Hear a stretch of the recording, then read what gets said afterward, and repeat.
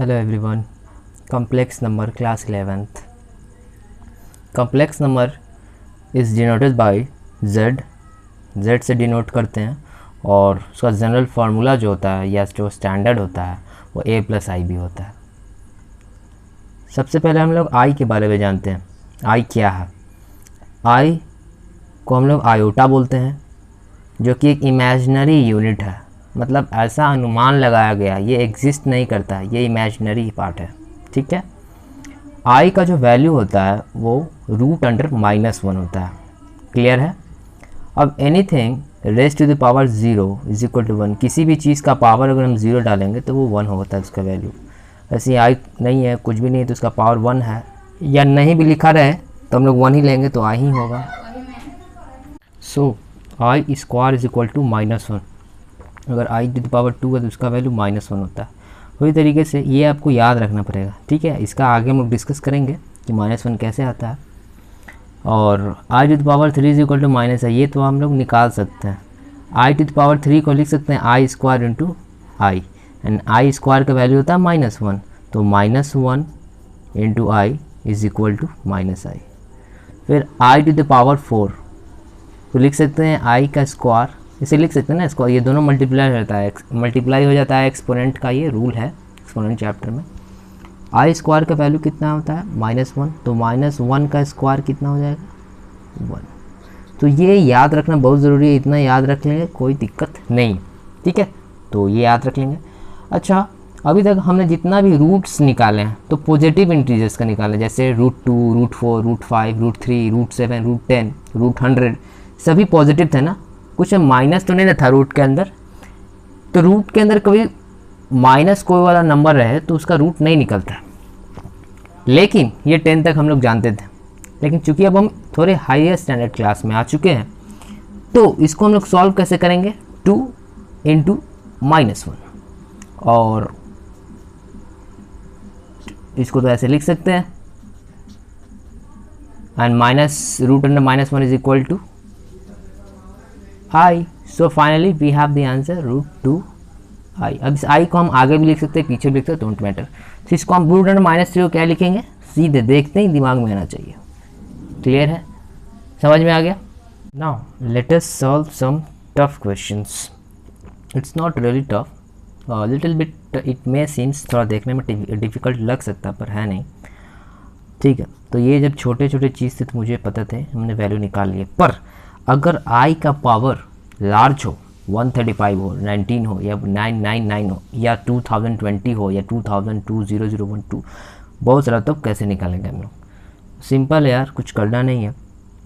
ये जो पावर होगा ना, इसको हम लोग 4 से डिवाइड करेंगे। ठीक है, तो मैं यहाँ बता देता हूँ, 135 को अगर हम 4 से डिवाइड करते हैं तो 4 3 जा 12, एंड 4 4 जा 14, नहीं 4 4 जा 16 ना, तो 3 बार में ही करेंगे। 4 3 जा 4 4 जा 16, 15 से ज़्यादा हो जा रहा है तो 15 से कम होना चाहिए। रिमाइंडर कितना आया? रिमाइंडर 3।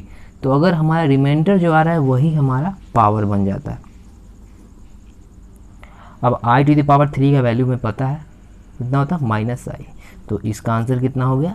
-i। पहले समझ लेते हैं कि जो रिमाइंडर है वही क्यों पावर हो जाता है, पहले समझ लेते हैं।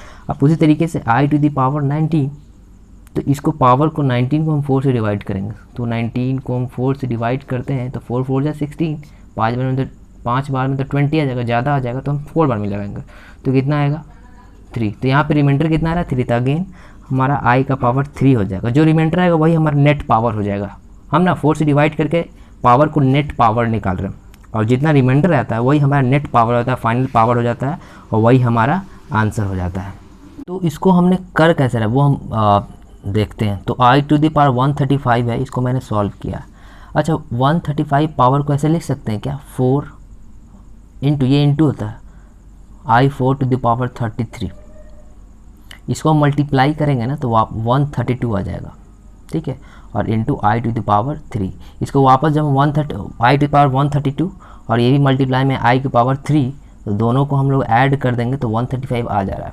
अब अगर जिनको एक्सपोनेंट का जो रूल नहीं पता होगा उनको मैं बता देता हूँ कि अगर जो सेम बेस होगा, जैसे आई सेम बेस है, जो एक्सपोनेंट में रूल ए, ठीक है, उसका पावर m है, और मल्टीप्लाई में है उसका पावर n है, मतलब ये सेम बेस है, मतलब यहाँ पे 2 है तो 2 होना चाहिए, i है तो यहाँ पे भी i होना चाहिए, 5 है तो यहाँ पे भी 5 होना चाहिए, और पावर अलग अलग रहता है और दोनों मल्टीप्लाई में रहता है, तो क्या होता है, जो बेस होता है, या मतलब जो 2 रहेगा यहाँ पे 2 तो वही 2 लिखेंगे, पावर ऐड हो जाता है।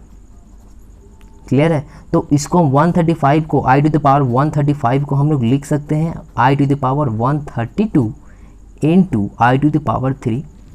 अब इसको हम सॉल्व कैसे करेंगे, इस रूल से, एक्सपोनेंट का रूल से, दोनों का i ही लिख देंगे और पावर 132 प्लस 3 कितना हो जाएगा, 135 वापस आ जाएगा। अब इस 132 को कैसे लिख सकते हैं, 132 को हम 4 के टर्म में लिखेंगे। क्यों?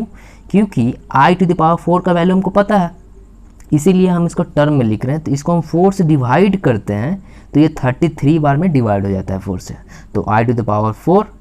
अब ये करके देख लेंगे, इसको हम करके देख लेंगे, ठीक है। अगेन वही 4 से हम डिवाइड करेंगे, मैंने लिया कहाँ से, मैंने 4 से 135 को डिवाइड किया, कितना बार में डिवाइड हो, 33 बार में, ठीक है, और 3 रिमाइंडर बचा है, ठीक है, तो 3 रिमाइंडर बचा है, मतलब लास्ट में i का पावर वही 3 आ जाएगा। क्लियर है? आई होप सबको समझ में आ गया होगा। तो जो 4 का मल्टीपल जितना तक होता है उतना लिखते हैं, और इनटू जो बचता है रिमाइंडर वही हमारा i का पावर 3 हो जाता है। अभी i टू द पावर 4 हमको पता है कितना होता है, इसका वैल्यू 1, तो ये हमारा पार्ट क्या हो जाएगा, इसको वापस लिख सकते हैं ना इस तरीके से। 4 से इसको हमने डिवाइड किया, तो 4 से इसको डिवाइड किया तो ये पूरी 33 बार में कट गया। अब ये i टू द पावर 4 को हम 1 लिख सकते हैं, 1 का पावर कुछ भी हो तो आंसर तो 1 ही आएगा, into i to the power 3। तो फाइनल हमारा आई टू द पावर 3 आ गया। आई होप आप लोगों को समझ में आ गया होगा। क्लियर है? अब आई टू द पावर 3 का वैल्यू हमें पता है कितना होता है, -i, सो हमारा आंसर फाइनल -i हो जाएगा। क्लियर है? इस केस अब आई टू द पावर 999, तो हम लोग इसको जल्दी फटाक से 4 से डिवाइड कर लेंगे 99 को। तो 4 से डिवाइड करके हम लोग देखते हैं, तो 4 दूनी 8, 19 आ रहा है। फिर इसको भी हम डिवाइड करेंगे, तो फिर ये 4 बार में 16 और 9 बार में 36, तो इसमें रिमाइंडर फिर 3 आ रहा है।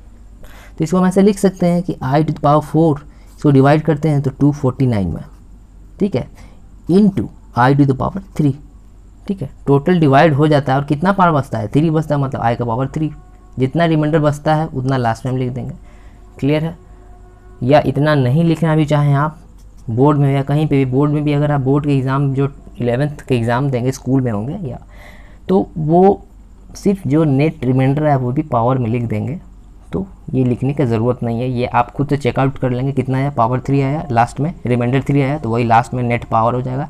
And i to the power 3 is equal to कितना होता है, -i।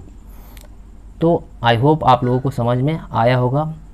मिलते हैं फिर नेक्स्ट वीडियो में आयोटा के बारे में।